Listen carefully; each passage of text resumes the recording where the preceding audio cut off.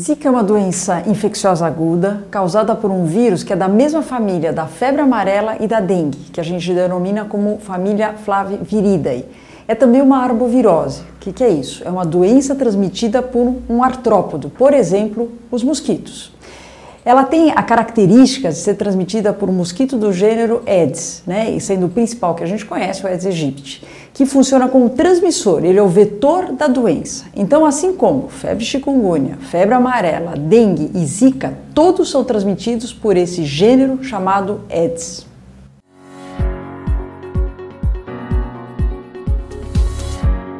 Os primeiros relatos da doença foram feitos em 1947, em Uganda, na verdade numa floresta que se chamava Zika. Daí veio o nome do Zika vírus. O primeiro caso documentado em humanos foi em 1964 e em 2007 houve um pequeno surto dos casos em algumas ilhas do Pacífico, na Micronésia. Depois o surto se espalhou em maiores proporções para a Polinésia Francesa em 2013. Em maio de 2015 foi registrado o primeiro caso no Brasil, atingindo grandes proporções já desde o final de 2015.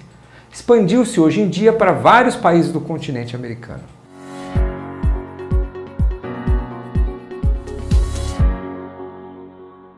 Essa é uma pergunta interessante. Existem duas hipóteses de como o Zika vírus acabou sendo introduzido aqui no nosso país. A primeira hipótese é que ele veio lá na Copa do Mundo em 2014, em junho, quando a gente teve alguns jogos nas cidades do Nordeste, Natal, Recife, onde houveram jogos e eventualmente alguém poderia ter trazido o vírus consigo aqui para o nosso país.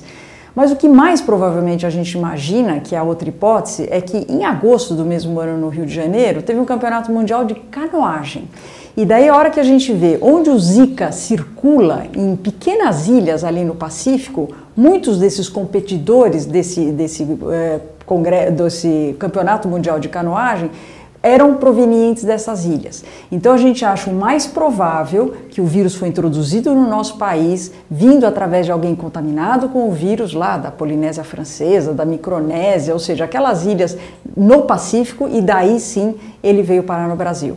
E a gente tem um reforço por essa hipótese, porque existe uma similaridade genética do vírus Zika, que é ali da Ásia, com o vírus que está aqui no nosso país.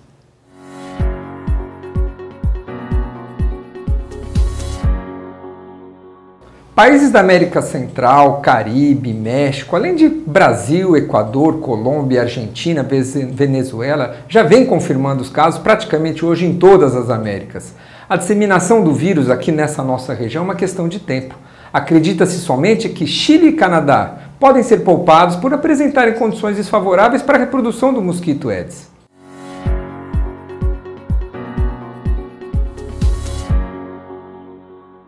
A forma clássica de transmissão da doença é através da picada do mosquito fêmea do Aedes. E o mais comum deles é o Aedes aegypti, mas também tem o Aedes albopictus, que também pode transmitir o vírus. Então, o que precisa para a gente ter a transmissão? Eu preciso que um mosquito fêmea pique alguém que esteja na viremia, ou seja, que esteja com a circulação do vírus Zika no seu sangue.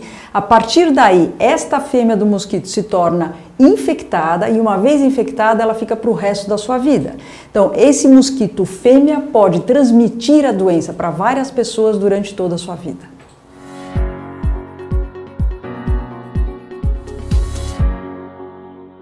Não, a transmissão só ocorrerá se houver o mosquito, o vetor, no ambiente e se esse mosquito estiver infectado após picar um doente. Portanto, contatos sociais de pessoa a pessoa não se transmite a doença.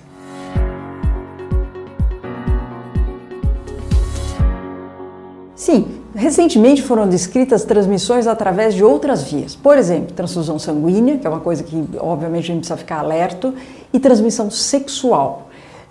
Por isso, inclusive, que alguns órgãos americanos, nesse momento, já estão fazendo algum tipo de recomendação em relação à transmissão por via sexual. Até esse momento, a gente só sabe da transmissão de pessoas com sintomas transmitindo para a sua mulher.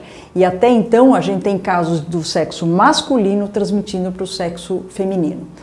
O vírus também já foi isolado em saliva e na urina, só que nós não sabemos exatamente como é que seria a possível transmissão através desses outros locais, tanto boca, no caso, quanto urina.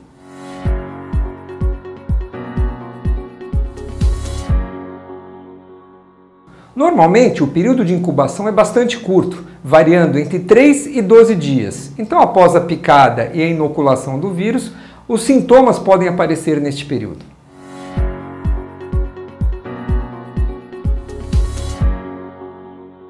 Os sintomas da infecção causada pelo Zika vírus, eles podem acabar se confundindo com outras doenças, como a febre chikungunya e como, por exemplo, a dengue. Mas o mais comum que a gente vê na Zika virose é a erupção cutânea. Então você tem como um avermelhado na pele, essa erupção muitas vezes você coça, você tem uma coceira, e isso dura muito pouco, dura alguns dias e passa espontaneamente. Então às vezes você até nem reconhece tanto esses sintomas. Outra coisa que chama atenção são os olhos. Os olhos podem ficar avermelhados como um tipo de uma conjuntivite. Você pode também ter edema, ou seja, inchaço de algumas articulações, principalmente em membros inferiores. O Zika, diferente da dengue, ele está muito menos relacionado com fenômenos hemorrágicos. A dengue, a nossa preocupação é sempre com algum tipo de sangramento. Então, na Zika, praticamente, a gente não vê isso. E, quando a gente compara com o chikungunya, a parte articular, a chikungunya dá um quadro clínico muito mais exuberante de dor intensa articular e muito mais duradoura.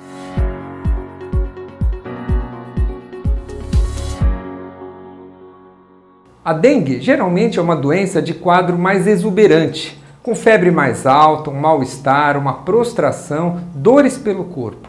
Fenômenos hemorrágicos, sangramentos, podem acontecer sendo uma das principais complicações e causas de morte por dengue. Já a chikungunya é caracterizada por uma intensa dor e inflamação nas articulações, que pode durar muitas vezes até meses depois de curado o quadro agudo. Já o Zika vírus pode ser confundido com outras arboviroses como a dengue, chikungunya, e é difícil estabelecer um diagnóstico de certeza somente baseado no quadro clínico. Febre, mal-estar, dores de cabeça, manchas na pele, conjuntivite são mais típicos do quadro de Zika vírus.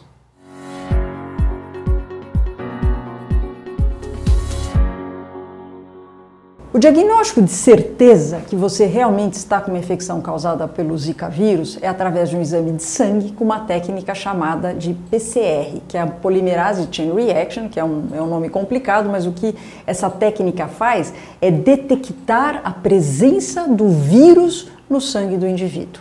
Qual é o problema disso? O problema é que o tempo de viremia, ou seja, o tempo em que o vírus circula na corrente sanguínea com o indivíduo doente por Zika vírus, é muito curto. Então, em geral, até o 5º dia, 7º dia no máximo, é que a gente consegue recuperar o vírus do sangue.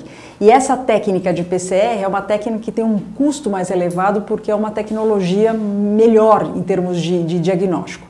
A outra forma é você tentar detectar o vírus pela mesma técnica na urina. A urina, o tempo de excreção do vírus na urina é um pouquinho mais longo do que é no sangue. Então é uma outra forma da gente ter o diagnóstico de certeza do Zika vírus. Mais recente, nós estamos começando a disponibilizar testes sorológicos. O que é isso? É eu detectar anticorpos específicos contra o Zika vírus. Isso ainda não é uma realidade no mundo, não é uma realidade no nosso país, mas sem dúvida é o que a gente mais almeja nesse momento para poder fazer um diagnóstico de certeza.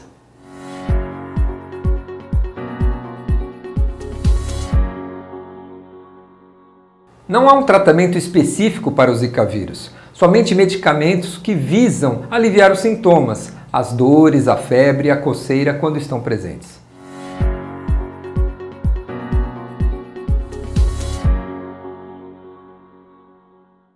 Como o Zika vírus é um vírus neurotrópico, o que significa isso? Ele tem um tropismo, uma afinidade pelo sistema nervoso. Uma das complicações, felizmente raras, mas que nós estamos vendo numa frequência maior desde que nós estamos com a epidemia do Zika vírus, é a síndrome de Guillain-Barré. Essa síndrome é uma síndrome neurológica, é uma paralisia ascendente, ou seja, começa das pernas e vem subindo, ela é progressiva, ela costuma ser simétrica, ou seja, dos dois lados ao mesmo tempo, as duas pernas ao mesmo tempo, isso seria o clássico, e pode essa paralisia chegar inclusive até o sistema respiratório. Então esses pacientes acabam necessitando de hospitalização e muitas vezes cuidados em terapia intensiva. Então é uma doença potencialmente grave, importante e que deve ser diagnosticada e manejada a tempo. Outras complicações relacionadas ao Zika, que são mais famosas, vamos dizer assim, é a relação agora com as malformações fetais. Então nós sabemos muito bem, estamos aprendendo cada dia mais sobre a microcefalia, sobre calcificações cerebrais no feto, sobre hidrocefalia, ou seja, tudo isso são alterações do sistema nervoso central do feto. Outra coisa também que a gente está observando em termos de alterações fetais são alterações de articulações do feto. Então eles podem nascer já com algumas deformidades também do ponto de vista de articulação e toda a parte ortopédica.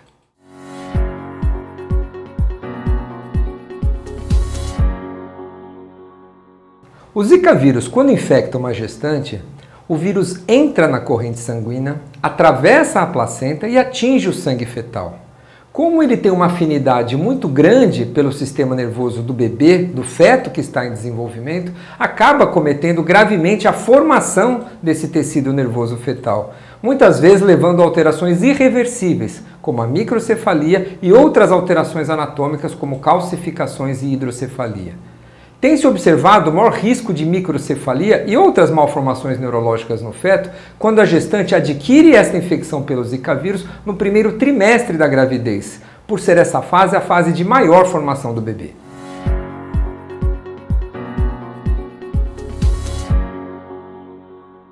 Essa pergunta, infelizmente, a gente ainda não tem uma resposta exata. Estão começando a sair alguns estudos, vamos ter cada vez mais informações sobre esse risco. O que nós sabemos é que como esse vírus ele tem um tropismo pelo sistema nervoso central do feto, a gente pode estar associando a doença da zicovirose com essas malformações mais graves, mais complexas, ao início da gestação. Então, muito provavelmente, quando a infecção da mãe, e principalmente se essa infecção for sintomática, porque os números que a gente está vendo são em mães que tiveram o quadro clínico da Zika virose. Então, quando esse quadro clínico ocorreu no primeiro trimestre de gestação ou no segundo trimestre de gestação, mas principalmente mais no início da gestação, o risco de ter malformação é maior. Agora, o número exato deste risco é que é um número ainda que nós estamos buscando. Existem já alguns relatos na literatura, mas não um número específico que dê para a gente já acreditar.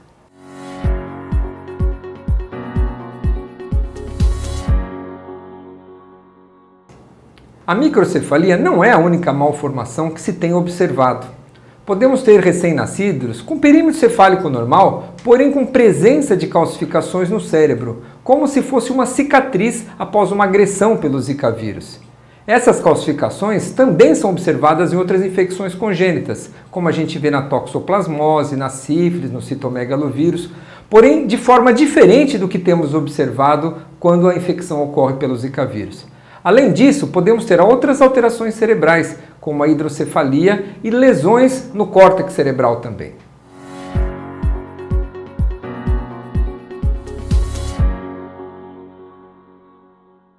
Definitivamente não existe esta possibilidade. As vacinas indicadas de rotina para gestantes, como gripe, hepatite B, tétano e coqueluche, são extremamente seguras, indicadas e de uso consagrado em todo o mundo há muito tempo, sem relatos nem de complicações e nem de malformações para os fetos. Então, este mito de vacina vencida, na minha opinião, é um dos maiores mitos irresponsáveis criados agora.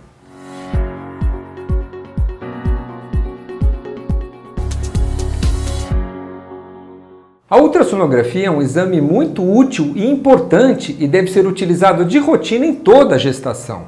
Porém, no caso suspeito de uma gestante com Zika vírus, o diagnóstico de microcefalia é feito somente várias semanas depois da infecção da grávida, até que o prazo da infecção se repercuta no perímetro cefálico nas medidas do tamanho do bebê. Em geral, isso ocorre depois de 20 a 29 semanas da idade gestacional. Isso vem criando bastante ansiedade nas gestantes, que acabam desenvolvendo a doença no começo da gravidez e vão poder reconhecer a microcefalia, o desenvolvimento alterado do cérebro do feto, mais para o final da gravidez. Todas as gestantes que estão com suspeita de Zika vírus devem fazer ultrassons em frequência, em quantidade maior do que o habitualmente preconizado.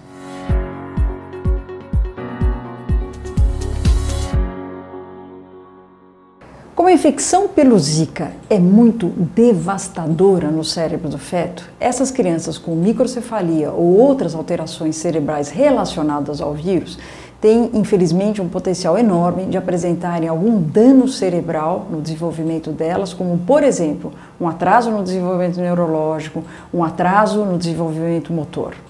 Então, a gente também espera, e por isso que as crianças devem ser avaliadas em relação à parte auditiva e à parte visual, porque nós temos também um potencial risco de dano nesses órgãos.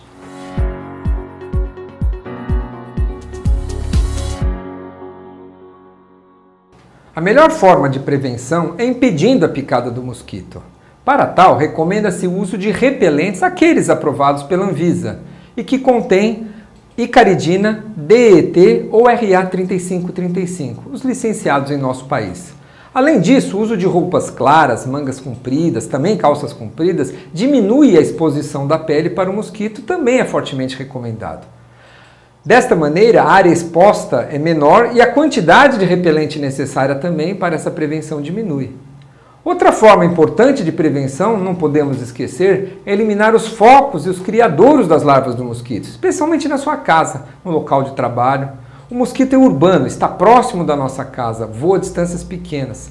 Assim, é de fundamental importância a gente não deixar locais que possam acumular água próximo de nossas casas, nos lixos, pneus, pratinhos e plantas. Bebês que não podem utilizar repelentes ainda na sua pele devem se utilizar de métodos de barreira, como por exemplo os mosquiteiros, as telas nas nossas casas, evitando assim o contato do mosquito com a pele do bebê.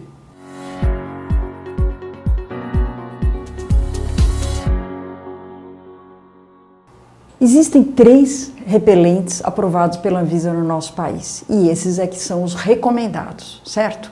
Essa história de usar repelentes caseiros, milagrosos, não tem comprovação científica. Nós não podemos dizer que eles não funcionam, mas a gente não tem certeza, porque falta essa comprovação. Então, em tempos agora que a gente tem o Zika, tem dengue, tem febre chikungunya, obviamente que está mais difícil a gente ter acesso e achar os repelentes no mercado. Mas esses são os únicos recomendados. Desses 3, a icaridina é o que tem a característica de uma proteção por um tempo mais prolongado quando a gente compara com os outros 2, que é o DEET e o RA3535. Então, o mais importante, na minha opinião, que independente do tipo de um dos 3 que você for usar, siga a recomendação do fabricante que está na embalagem do repelente.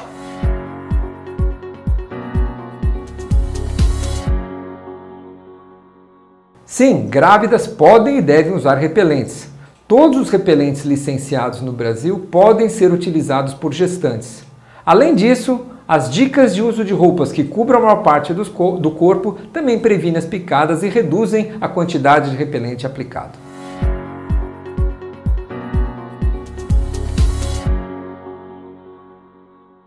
Essa resposta é difícil de responder para nós que vivemos aqui no Brasil. Para uma gestante que vive num outro local livre de Zika, obviamente recomenda-se ela não viajar para o Brasil ou para os outros países onde está tendo a circulação do vírus, em especial no início da gestação, nos primeiros meses de gestação. Para nós aqui, que vivemos no nosso país e estamos numa fase endêmica da zicovirose, a gente pode recomendar que as gestantes evitem viajar para aquelas áreas onde a gente sabe que está tendo a circulação do vírus. Porém, esse mapeamento de onde está circulando o Zika vírus é bastante dinâmico e pode alterar num espaço curto de tempo. Então é importante você tentar ficar ligada para ver para onde você vai se deslocar e como está a circulação do vírus naquele local.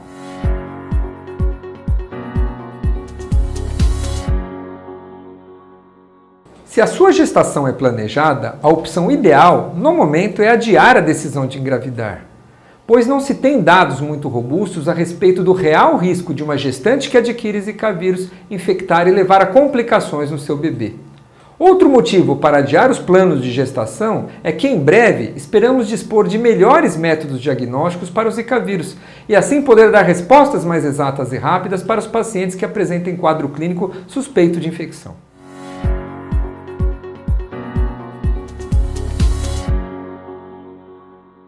Se a mulher já teve Zika vírus durante a gestação, no primeiro, no segundo ou no terceiro trimestre, ela deve sim amamentar. Por quê? Porque ela passa a proteção para o bebê. Através do leite materno, ela está mandando anticorpos contra o Zika vírus para o seu bebê. Então, não tenho nenhuma dúvida em amamentar nessa situação. A dúvida que cabe é quando a mulher tem na fase do parto, no dia do parto ou logo depois do parto, ela infelizmente tem o quadro agudo da Zika virose. O que a gente sabe é que fragmentos do vírus já foram identificados no leite materno, mas nunca foi documentado a transmissão através do aleitamento materno. Então, eu acho que até que a gente tenha uma coisa melhor definida, você deve discutir com o seu médico e considerar ou não a amamentação.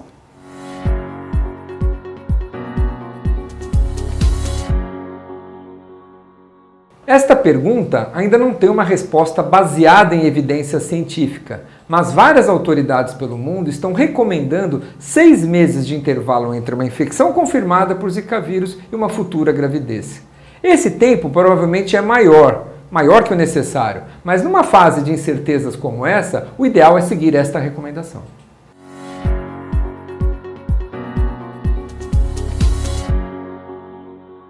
Desde o início da epidemia, muitos pesquisadores no mundo inteiro iniciaram uma corrida para desenvolver uma vacina contra o Zika vírus. O problema é que o desenvolvimento de uma vacina, no melhor dos cenários, em geral demora de 3 a 5 anos para a gente ter uma vacina efetiva. Então, neste momento, a gente, num curto espaço de tempo, nós não vamos disponibilizar a vacina, temos que ter consciência disso e fazer outras formas de prevenção.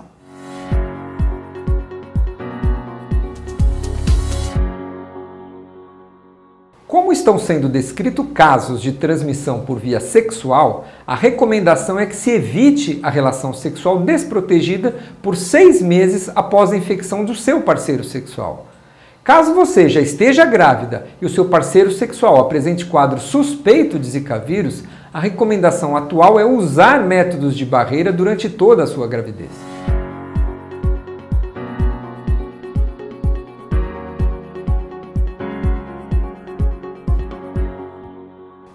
Não, as infecções que acometem crianças, jovens e adolescentes têm a mesma evolução daquelas ocorridas nas demais faixas etárias. Este é mais um mito, mais um equívoco criado que precisa ser desmistificado.